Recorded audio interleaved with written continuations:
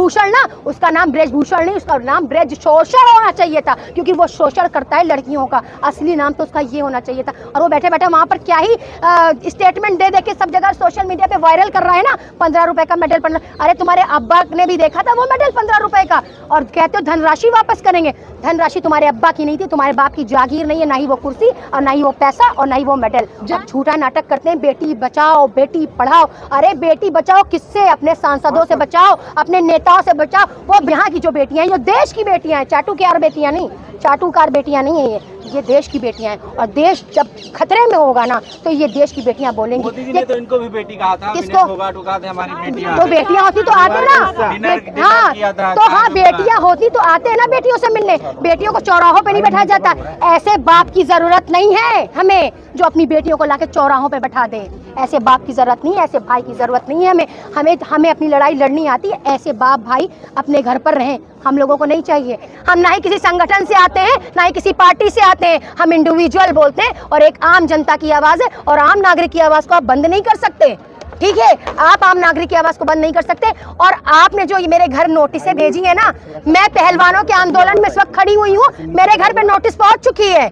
मेरे घर पे पुलिस आ रही है, जा रही है, मेरे घर में पूछताछ कर रही है। अरे जितनी भी पूछताछ करिए, ये न्याय की आवाज है, ये सच्चाई की आवाज है, ये बंद होने वाली नहीं है। और जब न्याय खड़ा हो जाता है ना तो उसके पीछे अन्याय ना हल्का पड़ जाता है। और झूठ की जिंदगी ज्यादा दिन तक नहीं होती है, झूठ की जिंदगी ज्यादा दिन तक नहीं होती। बस झूठ को खत्म होना होगा, झूठ का गला घुट चुका है। ये झूठी मूठी बातें, जुमलेबाज सरकार, जुमलेबाज मोदी जी, जुमलेबाज योगी जी, इनको झूठ बोलते हैं, कहते हैं विकास किया, विकास किया। विकास नहीं, बकवास किया, अपना प्रचार किया, अपना प्रसार किया। अडानी अंबानी का प्रचार प्रसार में इतना पैसा यूपी के अंदर लगाया, अंबानी के प्रचार में प्रसार में। बताइए ये जनता का टैक्स था कि नहीं?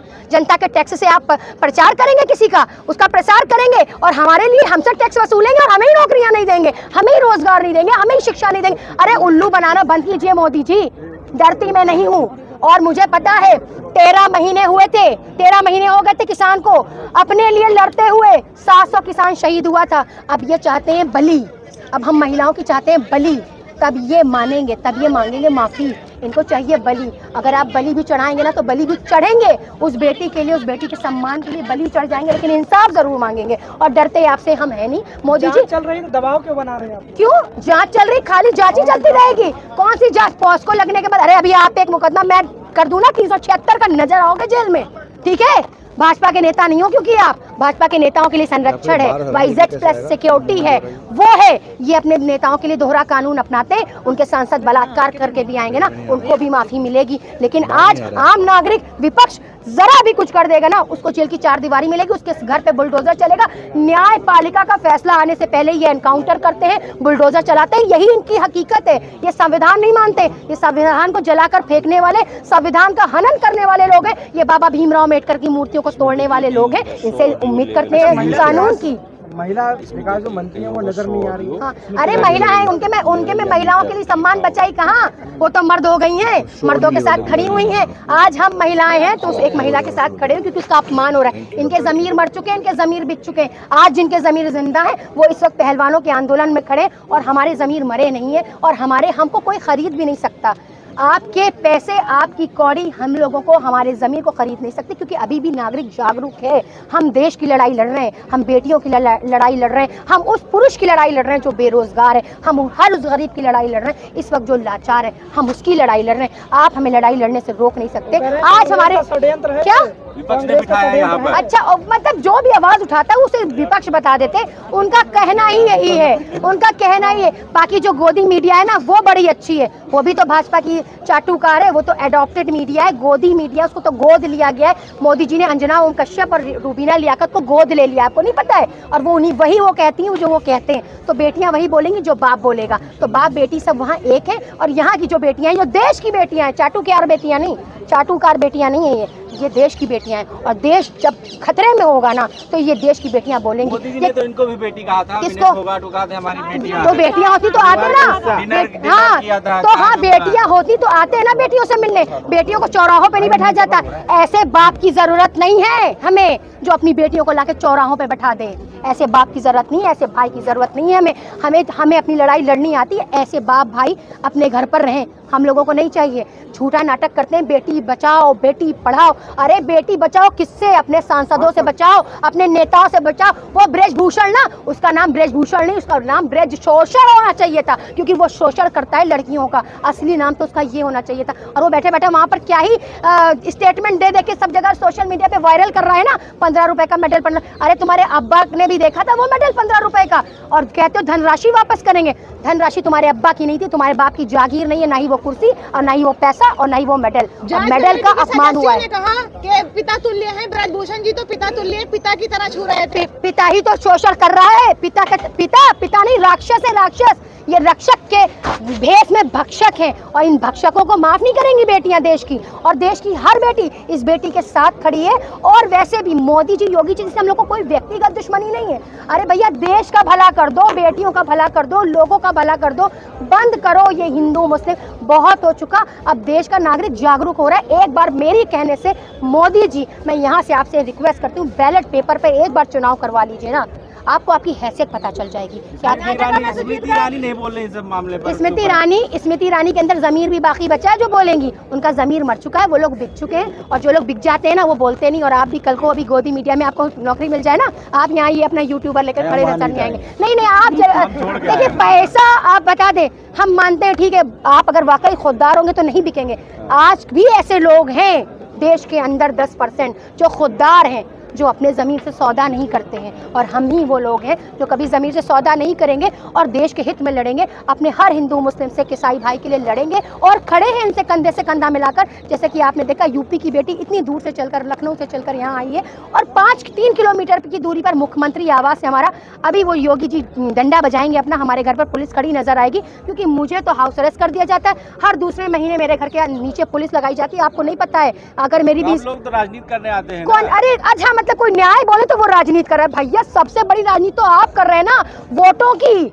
हिंदू मुस्लिम धर्म की राजनीति तो आपने करा है, और धर्म की जो राजनीति करता है वो ज्यादा दिन तक चलता नहीं। और ये अंग्रेजों की नीति अपना रहे, फूट डालो राज करो, तो ये चलने वाली नहीं है। ये फूट डालो राज करो। उस वक्त हम गोरे अंग्रेजों से लड़ रहे थे, आज हम काले अंग्रेजों से लड़ रहे हैं। और ये तड़ीपार अमित शाह ना, ये अपनी बकवास अपने पास रखें, ठीक है? मुझे ऐसे लोगों की जरूरत नहीं है। आंदोलन जीवी आप लोगों को कहा जा रहा है। हाँ बिल्कुल, ऐसे लोगों के साथ तो आंदोलन ही करना चाहिए ना। जो आंदोलन जीवी बता रहे, वो खुद बहुत बड़े जीवी हैं। वो तो उनकी तुलना तो हम कर ही नहीं सकते। वो रूप बदल लेते हैं, कहीं जाते तो सरदार बन जाते, कहीं जाते तो मौलाना बन जाते, कहीं जाते तो कुरान लेते हैं हाथ में, कहीं जाते तो पता नहीं क्या क्या ले लेते। अरे भैया ये प्रधानमंत्री नहीं, ये ड्रामेबाज मंत्री है भैया। ये प्रधानमंत्री नहीं है, ये तो पता नहीं क्या क्या बन जाते हैं भाई। इनका तो जवाब नहीं है। झोला उठाऊंगा और चल दूंगा। इनके झोले में कितने 1000 करोड़ रुपए हैं, ये तो देखिए। वो झोले में 1000 का नोट बंद होने वाला है। हाँ, तो ये ब्लैक मनी को वाइट करने की वो करी जा रही है साजिश। तो वो जाहिर सी बात है, वो 2000 रुपए लगा के फिर से जनता को लाइन में खड़ा करने वाले। एक बार इन्होंने अपनी माँ को खड़ा कर दिया था, याद है? जो अपनी माँ का नहीं है वो हमारा क्या होगा। हमें बेटियां बहनें बताते हैं, 2000 का नोट, 500 का नोट जब चला था ना, जब तब्दीली हुई थी ना, उस वक्त आप जाकर देखते कि कैसे लोग जनता की लाइन में कितने लोग मर गए थे। उनका जवाब कौन देगा? एक मिनट, पुलवामा का जवाब कौन देगा? है किसानों का जवाब कौन देगा? जो मरे हैं उनका तो जवाब दीजिए ना। वो देश के थे कि ये कहीं बाहर से आए थे?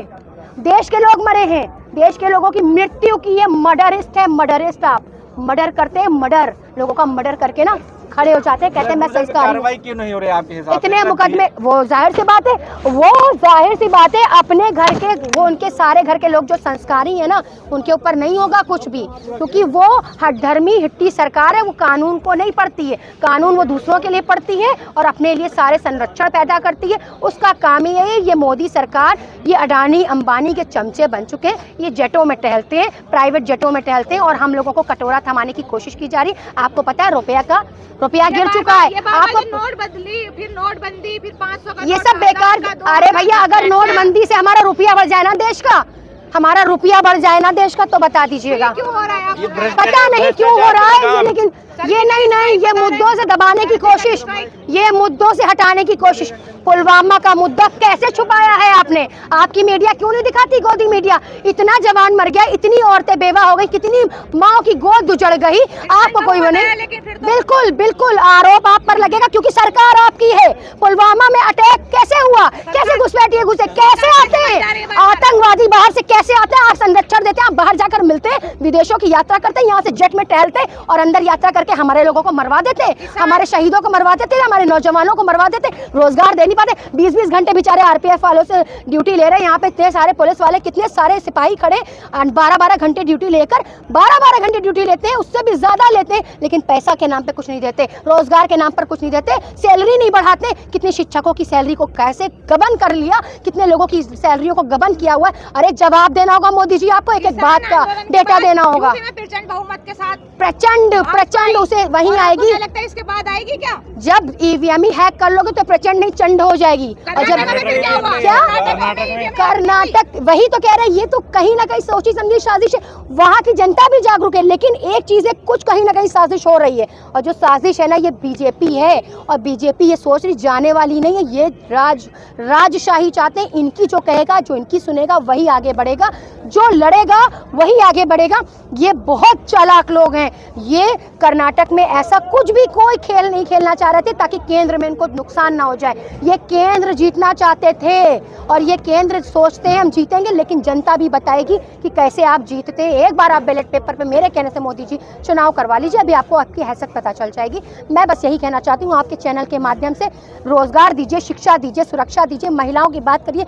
सिर्फ कथनी और करनी में इनके फर्क है। देखिए, हम आपके दुश्मन नहीं हैं, और भी हमारे हिंदू भाई हैं, उनसे भी हम लोग इतने अच्छे से व्यवहार करते हैं, हमारे पड़ोसी हैं, इतने अच्छे से हम लोग बोलते हैं, बात करते हैं। लेकिन आप कहाँ नफरत को फैला रहे हैं? केरला मूवी लेकर आए, टैक्स फ्री कर दिया। टैक्स फ्री करना है तो जाकर और चीज़ों पर कर दो ना।